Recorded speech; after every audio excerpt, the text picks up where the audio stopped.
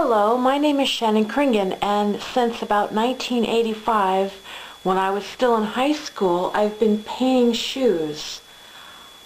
I'm going to show you some of my work and explain to you how I do it, and suggest that you paint your own shoes as well. With an assortment of things I've painted. My last name is Kringen, so I call my work KringWEAR.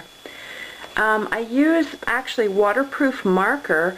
I sometimes get old shoes and recycle them, but mostly I just buy new shoes for myself and I paint them. These are white leather, and I did them with waterproof marker. And I did my Birkenstocks with acrylic paint. KringWEAR is what I call it. And I'm working on a handbag right here, and I got this at the thrift store. And I'm painting it with acrylic paint and fabric paint, and then I use polymer, loose glitter and clear polymer, and high top tennis shoes that I actually got these in Belgium, Brussels. And the musician Tori Amos, actually I got to meet her and give her two hand painted pair of shoes I gave her in person. And these are high heels I've painted with acrylic paint and like lots of glitter. I get loose glitter at stores, and then I seal it with clear polymer that you get at art supply stores. And here's a top hat that's not been painted yet. It's white. It's going to be painted. And here's a couple pairs that I'm working on that are not done yet. I got these shoes at a thrift store and I'm painting onto those. Same with these. This is silk screens I've painted that turned into drums, kind of. And I've also done a lot of tennis shoes. These were just white, black and white tennis shoes.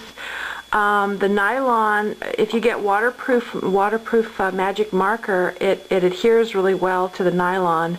And then real leather or fake leather, you just take like Sharpie markers or just like waterproof, markers, and swirl them in and just rub them in like dye.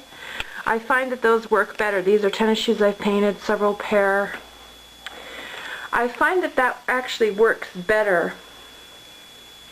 Getting waterproof markers at art supply stores, and here's a backpack I painted, seems to work better than the fabric markers that they sell for fabric. I find that those don't work very well, and what works best is just regular old waterproof markers that you get at stores. I also do body painting and face painting. This is a self-portrait photo I took of myself with face paint on, so I like to kind of paint everything. So I recommend that you get your either old shoes or new shoes, anything made out of canvas that's white or suede or beige or just a light colored item, and get acrylic paint, fabric paint, waterproof marker, loose glitter, and clear polymer, and go to work painting. It works best to use new shoes, though. Sometimes people ask me, are those old shoes that you fixed up? And I'm like, no. These are new shoes. I buy myself shoes either at a thrift store or a new store, and I like to decorate and paint everything. When I see like shoes that are white or canvas backpacks or hats or something I think, God, those are like blank canvases that need to be painted. That's kind of how I feel. I'm inspired by the painter and architect Hundertwasser, and I love Gaudi. I love Peter Max, and I like many different abstract painters, and for a living I'm a figure model for artists, so I'm exposed to lots of art and multimedia.